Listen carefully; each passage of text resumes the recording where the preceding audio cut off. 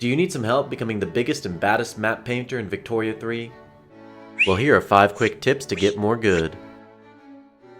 So the first and easiest thing you can do in any campaign is go to technology and start researching intensive agriculture. Once this is done, it will allow for a positive feedback loop between your ranches and your farms for more production overall. The next thing you want to do to ensure your success is make sure that you have plenty of wood and fabric production. Wood and fabric are the only 2 resources you use at the base level of construction, so if you ensure that those 2 resources are inexpensive, then you won't have to go into massive debt just to build one factory. Now, in-game and real life, it's important to keep a balanced budget.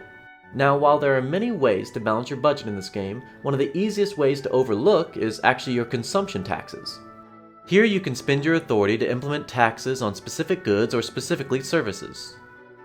But keep in mind that the authority cost of implementing that tax, as well as the tax revenue that you'll gain from that tax, are both proportional to the prevalence of that specific good or service in your economy.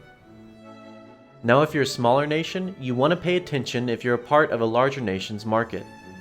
The larger nation will provide you opportunities with consumption to specialize into certain industries, but be careful if you ever plan on leaving that market, because if you specialize too much, you won't be able to support your own population. Now, once you've got your economy and your budget sorted out, you might start to think about warring your neighbors.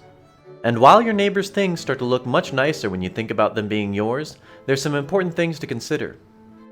Now, while in other Paradox titles you might be able to get away with just comparing who has the bigger armies up their sleeveys, in Victoria 3 you'll also want to consider what other powers might have interest in this conflict. Because even if they have no ties with either side at the beginning of your diplomatic play, other powers might seize this opportunity to advance their own goals. Hopefully these tips will help you out in your next campaign. If any of them happen to do, consider coming back and leaving a like on the video. Cheers.